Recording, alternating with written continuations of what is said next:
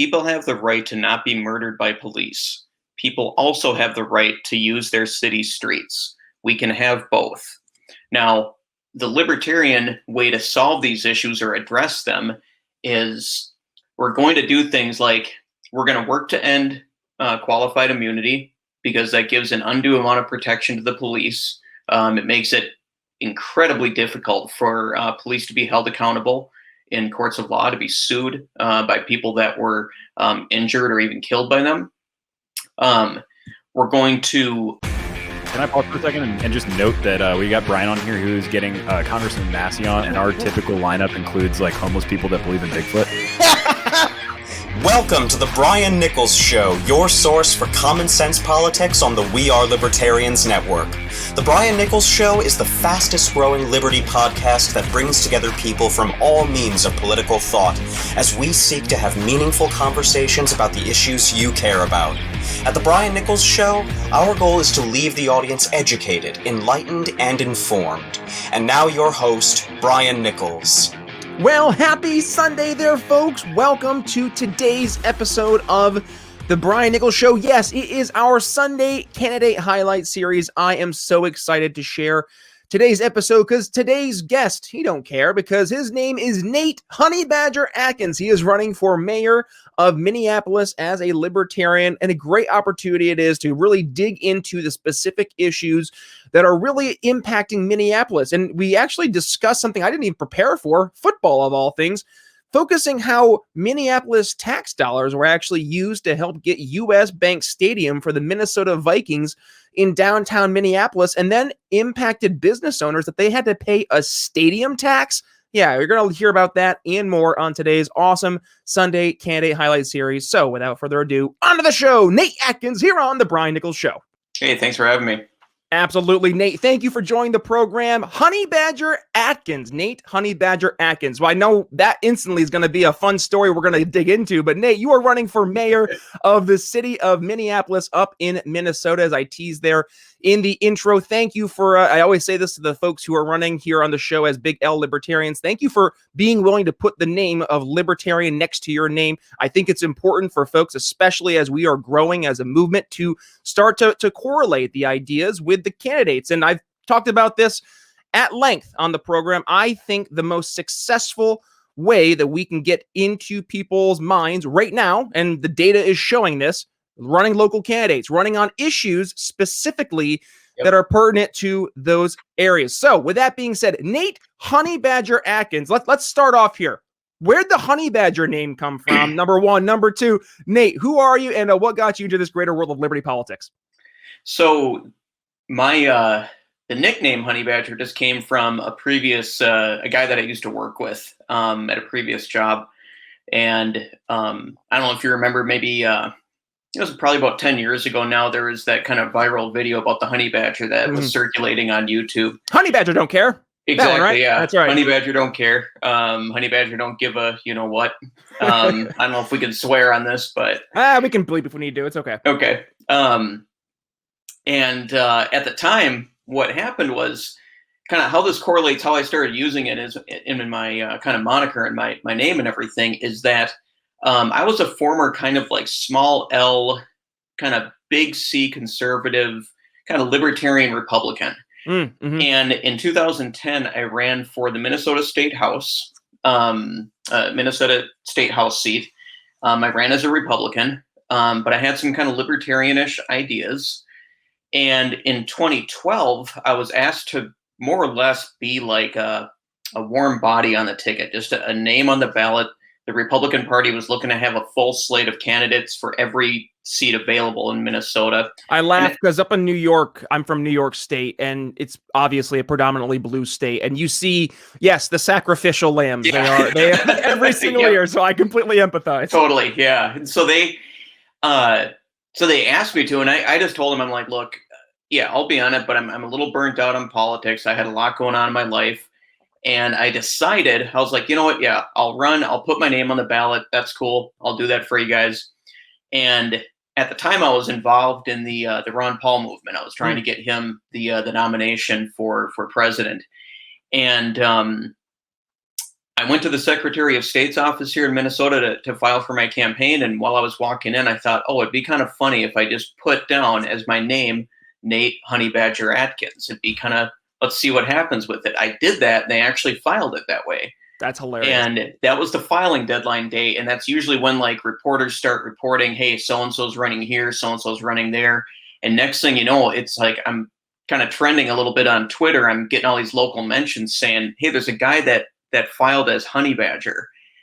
And next thing I know, I'm getting like people messaging me, and they're kind of like, hey, this is awesome. This is kind of funny. What are you going to do with it? And I just started to put my beliefs out there. And I was just like, heck, I'm a warm body on the ticket.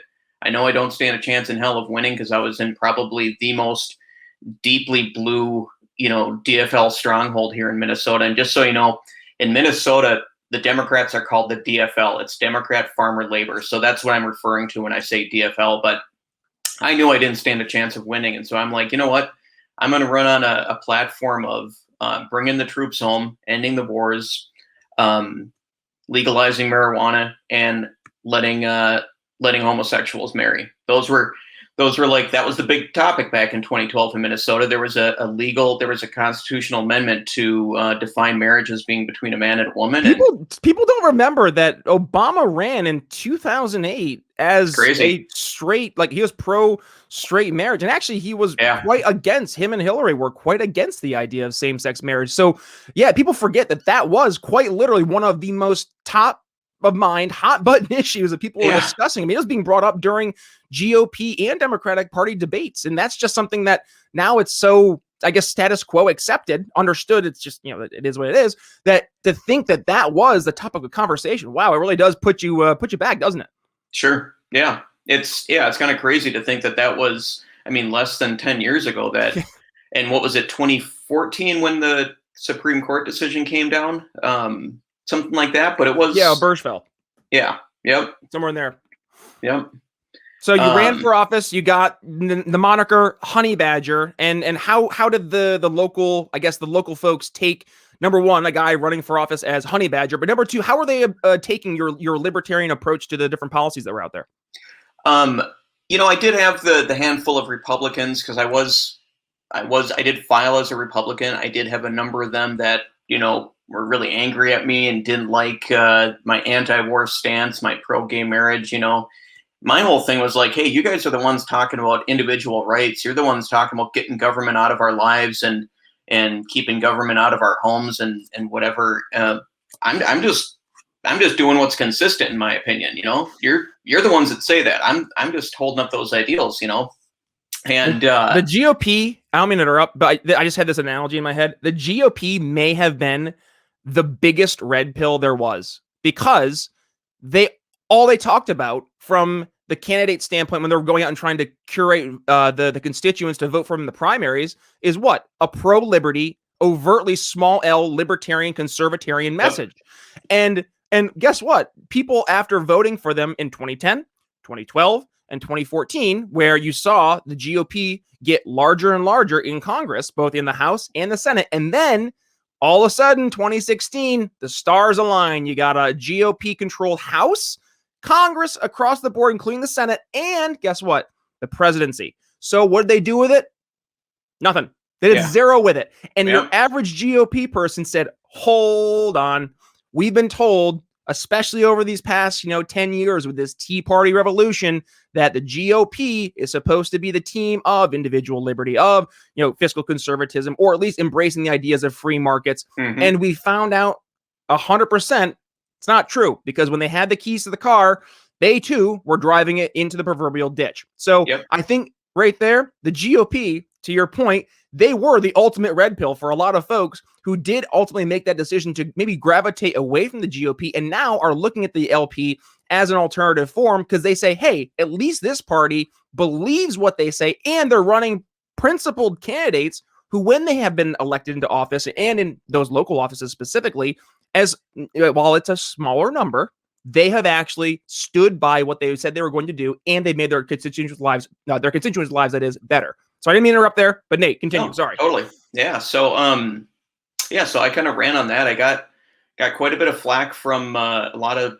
the Republicans in my district, but I was getting a decent number of emails and contacts, people reaching out on Twitter, on Facebook, just shooting me messages saying, hey, I actually kind of agree with some of the things that you're talking about.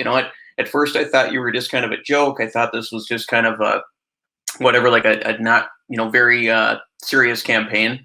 And we actually kind of agree with you. And another thing that was kind of a big issue back in 2012 was we had just agreed that, I shouldn't say we, but the Minnesota state government had decided to fund nearly $1 billion for US Bank Stadium and the Minnesota Vikings.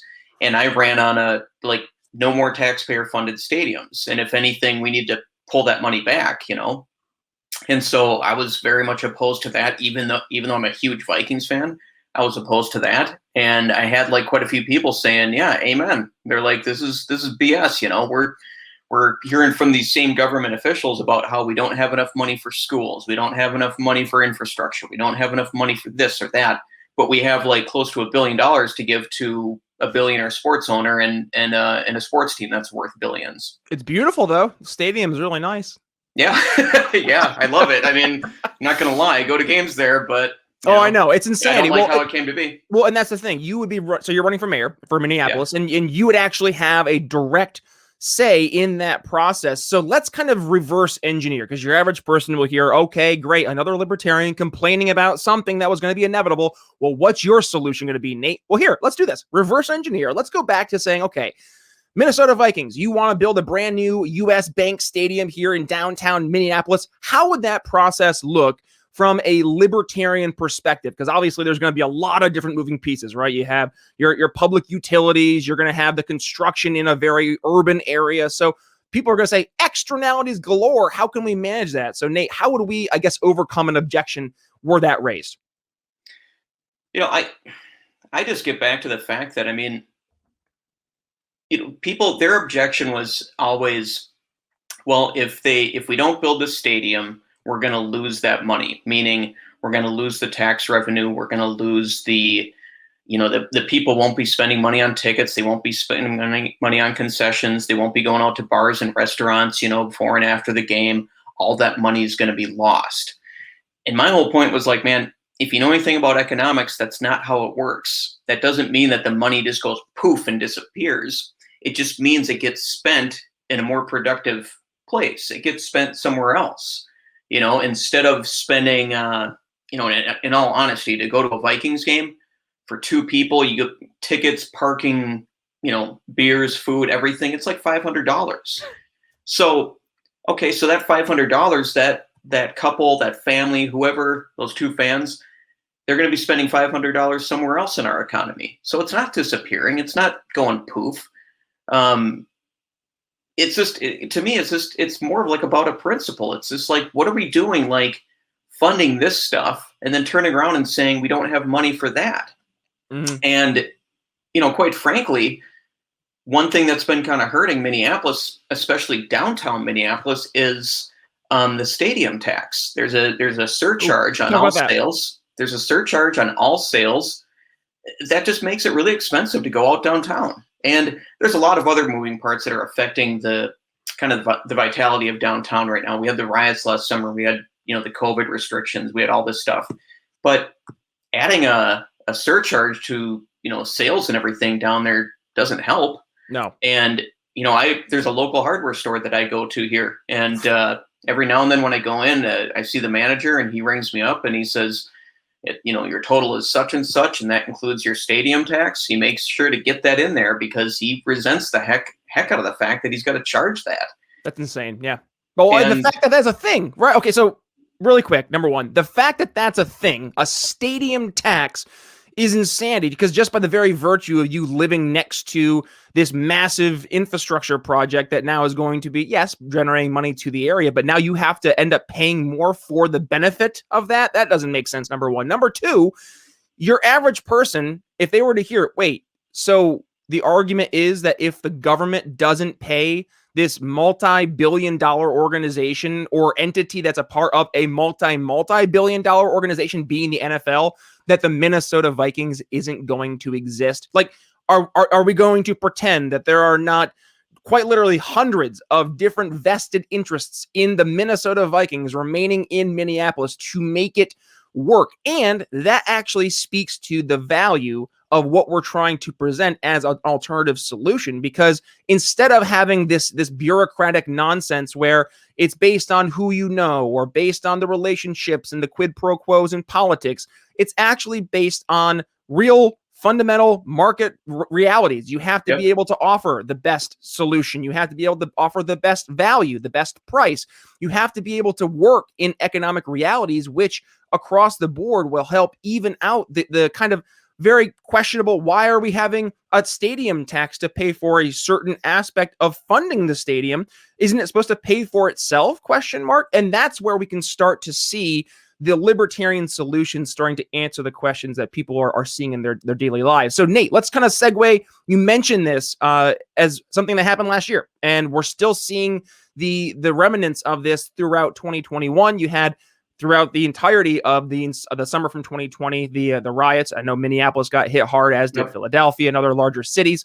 I know for me, I was a mile or so away from the chaos, but even still, it was a little creepy to have it happening right in your backyard. So what's been that kind of perception in Minneapolis? I know there was a stronger push to defund the police. How is that? There still is. And there, okay, so talk about that. What's that I guess that discussion right now in Minneapolis, and how are you answering that conversation from a libertarian perspective?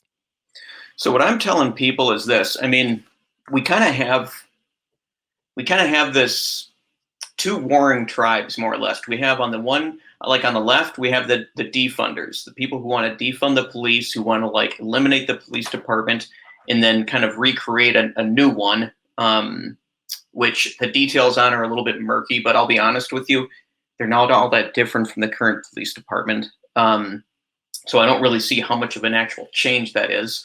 And then on the other hand, over on the right, you have the kind of back the blue, we got to support the police, fund them, give them whatever they want. We need safety and security in our streets. And then you have kind of in the middle, you have like this kind of chasm of people that are kind of caught in the crossfire, kind of caught in the middle. They're like, hey, we saw what happened with George Floyd, and we've seen, other killings, other things that the police have done to hurt people that were out of line, that were unneeded. And at the same time, we've seen what happens when police departments don't have the resources necessary to serve and protect the people. In Minneapolis, I mean, we've had skyrocketing crime. We've had increases in carjackings, in property theft, property crime, gun crime, shootings, killings. It's just exploding. Yep. Ditto everywhere. I think all these big cities are seeing this, and it's really putting the test, right, of the kind of, okay, and I've seen this, and I think anybody who's gone to a college can see this. You see in the classroom, okay, well, here's how it can be. And you have people who have quite literally never been in any real life scenarios outside of the confines of their classrooms, that they make these kind of make-believe scenarios that they can make work in their mind and make work on the blackboard. But then when you apply it to real life, and I'm not exaggerating, and the infinite possibilities and different variables that can pop in to these different equations, that as much as you might think, Mr. Professor, you have it locked down to a science. And I know we have to trust the science. We can't trust we can't trust anything else besides the science, including one Dr. Anthony Fauci, because he is the science. But you have it down to that science that it can't be questioned. No, that's not how this works. And actually, it's actually more important for us to now look at the actual outcomes of these policies and learn from them, and then trying to make sure that we can present the best liberty alternatives. So, Nate, let's kind of turn it back to that way. You're running for mayor, so what's the libertarian pitch on criminal justice reform, or I guess approaching this? You have the one side, the defund the police, and the other side, back the blue. How can we reach folks in the middle who are saying, why do we have to do either of those things? Yeah. So the libertarian response, and this is something that a friend of mine, who's an active LP member as well, told me. He said, if he's going to sum up my campaign, it's this. He said, people have the right to not be murdered by police. People also have the right to use their city streets. We can have both. Now, the libertarian way to solve these issues or address them is we're going to do things like we're going to work to end qualified immunity, because that gives an undue amount of protection to the police. It makes it incredibly difficult for police to be held accountable in courts of law, to be sued by people that were injured or even killed by them. We're going to work to require that police carry liability insurance as a condition of employment, because when you think about it, we require plumbers, electricians, contractors, so many different people in our society have to carry liability insurance in case they screw up. And if you have to carry liability insurance as a police officer, and if you have to carry that as a condition of employment, you're going to be a hell of a lot more careful with what you do. You're not going to be so quick to draw your gun. You're not going to be so quick to, tase someone, to injure someone, to leave those cuffs on too tight. And by the way, they're being funded by your taxpayer dollars with that monopoly on force. So you better hope that they have some liability insurance to cover their butts when they do mess up. Yeah, absolutely. And then the other thing that we're going to start addressing is just the overcriminalization of our society. We had a killing here shortly before the George Floyd verdict was read. It was probably like a week or two before that trial ended, and it was a killing of a kid named Dante Wright up in Brooklyn Center, which is a suburb just north of Minneapolis. And it started with him being pulled over for expired tabs on his car. And the question I've been kind of raising is like, well, why do we do, at least in Minnesota, I don't know what they do in New York there, but we have yearly registration tabs where we have to pay a fee every year for our cars, and it's kind of based on how expensive your car is, and it's kind of capped at a certain amount, but you have to pay a registration fee every year. Now, they're not inspecting the car to make sure it's roadworthy. They're not giving you another driver's test to make sure that you can still safely operate a car. It's just this fee that you pay. And I'm kind of asking, well, why do we have that? Why don't we just okay, I'm obviously against, whatever government charges and fees, but okay, if we got to have it, why don't we just have it on the front end? When you buy the car, you just pay that fee and you're covered for the time that you own the car. But now, because we have this little law, it's one more way in which the police can arrest us, can interact with us. And right now, the relationship with the cops is a little toxic. Let's be honest, it's a little toxic. And right now, I think we need to be limiting those interactions. Last thing I want to get to is we got to start talking about drug decriminalization. And now, some people, that's really scary. They think, oh, we're just going to let people hang out on the corner and shoot heroin, and kids are going to be setting up a lemonade stand and a guy's going to be doing lines of coke on it, whatever. No, that's not what we're talking about. That means that when people are stopped for drug possession or drug use, we're going to be steering them into treatment programs. We're going to be doing what I call nonviolent alternatives. We're not going to be throwing them in a cage for something that's a victimless crime. Our police right now, especially in Minneapolis, they have more important things to be doing. They have victim crimes, not victimless. They have victim crimes. They have crimes where people are being assaulted, people are being attacked, people's, their homes are being broken into, their cars are being broken into, there's murders. That's the kind of stuff that they need to be focusing on, not whether or not a guy's not smoking the right plant or whatever. Yeah. I think your average person is going to be nodding just adamantly in agreement, Nate. And I guess let's look towards the election. So when is this election taking place? Is this November? It's November 2nd this year. So you're running as the Libertarian candidate, and you have I think it's the incumbent Democratic mayor, if I'm correct? Correct. And so one thing to note for your listeners about this process in Minneapolis is that we have ranked choice voting, or otherwise known as instant runoff. And so that means, and there's no party affiliation technically with the candidates who run. I think the last election cycle we had, I think it was like probably a dozen plus people running. The vast majority of them were DFLers. They identified as that, although that didn't show up on the ballot. And what ends up happening is the DFL has been able to kind of stack things so much. They get a ton of DFLers in there, and then the ranked choice voting or the instant runoff just results in basically a bunch of DFLers duking it out with the DFL coming out on top. Mm-hmm. But we have a chance right now where there's only, I believe, 4 DFLers running, which is very, very low. Not a big surprise because right now, who the hell wants the job? It's kind of a shit show. Sorry, it's kind of a crap show here. But we have an opportunity, at least from my campaign, to actually get in there and make a big impact. And what I tell people is, I get it. If you're uncomfortable voting for a libertarian, if you're like, hey, I've never done that before, I've always voted DFL or something else, I get it. I get that it's maybe a weird thought to do. Go ahead and vote for the incumbent for mayor for your first choice. But your second choice, I ask that it be me, because I'm the only one talking about real tangible police reform, not just kind of pie in the sky. We're going to defund and then send in the social workers or something like that. I'm the only one who's actually addressing these issues with overcriminalization in our society. I'm the only one talking about drug decriminalization. At least give me that shot for that second vote, okay? You can at least tell your friends and family when they ask you, who'd you vote for? Well, I voted for the DFLer. Okay. Then you don't have to have that uncomfortable conversation at Thanksgiving about, how you voted for a libertarian. Make me your second choice. That's all I ask.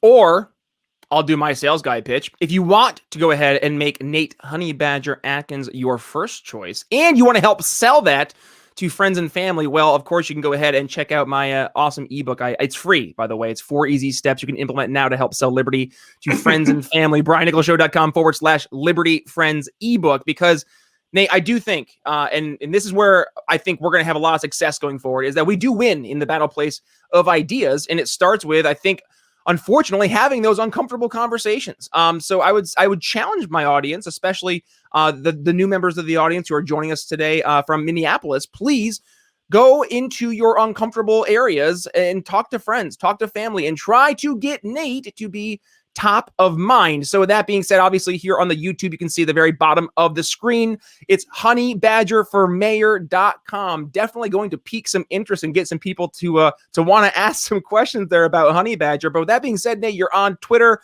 Facebook. We also want to have folks be able to help support your campaign.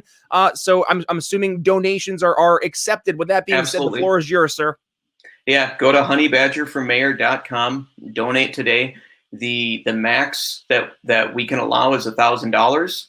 Otherwise, you can always donate to the state party, lpmn.org. Go there. You can donate to the party itself. They'll help support my candidacy and my campaign. You can also find me on Twitter, HB4 Mayor, or just look me up on Facebook. Just do a search for Nate Honey Badger Atkins. I got a fan page there. You can go there and like and follow me. Definitely check that out and donate. We've gotten a good response so far. We're building a good kind of war chest for the campaign. We need some more money to run some effective ads here, some social media ads, internet ads, things like that. And then we need money to be able to get out there, start lit dropping, start door knocking, get yard sides out, all that kind of stuff. It's going to be a fun campaign. It's a long shot campaign, but it's one where I told people my goal is to change hearts and minds. That's my biggest thing. Winning the election, dude, if that happens, great. If it doesn't happen, the biggest concern for me is getting people's hearts and minds changed, because when that happens, that's when real change actually happens in our society. I'm smiling because my audience, and they know as well, that's one of the main things we focus here on the Brian Nichols Show. So, Nate, I think we're going to have a talk after we're done here at the show. I have a fun little idea that Chris Goizet and I can talk to you about. With that being said, though, okay, thank you so much for joining us here on the Brian Nichols Show. Folks, if you're interested in supporting Nate Honey Badger Atkins, you can go ahead and check out his campaign, honeybadgerformayor.com. Link in the show notes. That being said, Nate Honey Badger Atkins, thank you for joining the Brian Nichols Show. Awesome. Thanks for having me, Brian. Alrighty, folks, that's going to wrap up my conversation with Nate Atkins, Honey Badger, running for mayor of Minneapolis in 2021. If you are in the great state of Minnesota, specifically in the city of Minneapolis, please do what you can to help raise awareness for Nate's campaign, specifically because it is a ranked choice voting state. Now, for you long-term listeners here on the Brian Nichols Show, you know we are more impartial to approval voting from our conversations with our friends over the Centers for Election Science. Actually, it's not true. I like border count voting.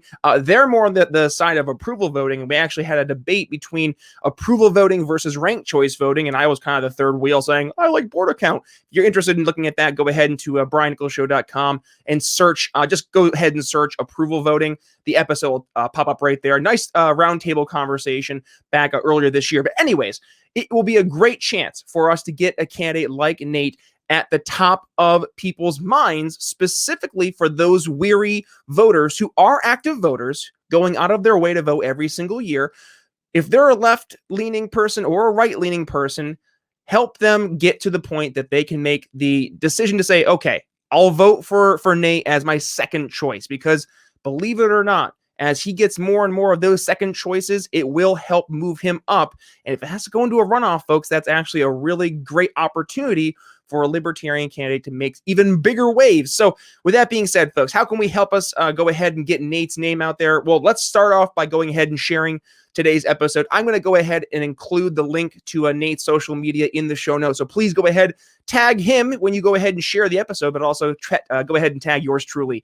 And you can do that on Twitter, Facebook, Minds.com, and Parler.com at @BNicholsLiberty. And folks, if you enjoy the episode, I would specifically love to hear about it by reading an awesome review. So head over to briannicholsshow.com/reviews.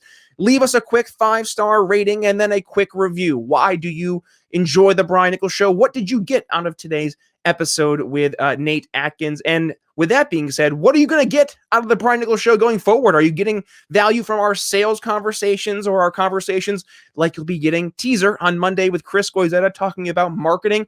I would love to hear about it. briannicholsshow.com/reviews. Also, if you want to go ahead and support the Brian Nichols Show, well, how can you do that? 2 different ways. Number one, if you want to go ahead and become a reoccurring subscriber of the Brian Nichols Show and become a Patreon subscriber, that is, you can head to briannicholsshow.com and check out our Patreon link, and it'll bring you right to the option to be either number one, a $5 a month or $10 a month subscriber. Either way, you will get one of these awesome Don't Hurt People, Don't Take People Stuff bumper sticker, and you will get entered into some of these awesome master classes we're going to be having with some amazing Liberty folks, both in the sales and marketing world, focusing on specific candidates and their campaigns.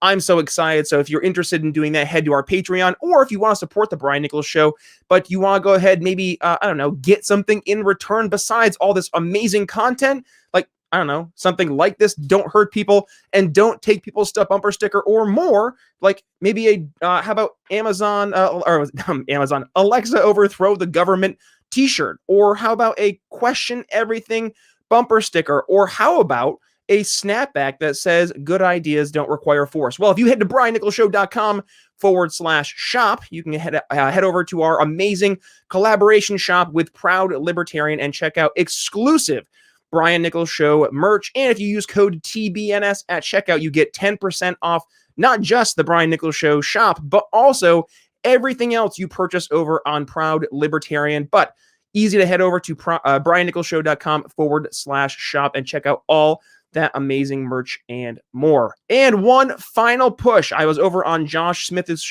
program, Break the Cycle, back on Thursday. We talked all things sales and marketing. And with that, I also discussed specifically my new ebook. If you had not had the chance yet to read our brand new ebook, it's free, number one. And number two, it's going to help you sell Liberty to people in your immediate circles right now. It's called 4 Easy Steps You Can Implement Now to Help Sell Liberty to Friends and Family. I will include that link as well in the show notes, briannicholsshow.com/Liberty Friends ebook. for you audio listener. Coming up here on Monday, yes, I teased it. We are talking with our good friend Chris Goizetta, all things marketing on our Marketing Monday. So make sure, if you have not had the chance yet, hit that subscribe button for you YouTube listener, hit the magic notification bell, and give us a thumbs up there on today's episode. But with that being said, it's Brian Nichols signing off here on The Brian Nichols Show for Nate Honey Badger Atkins. We'll see you Monday. Thanks for listening to The Brian Nichols Show. Find more episodes at briannicholsshow.com.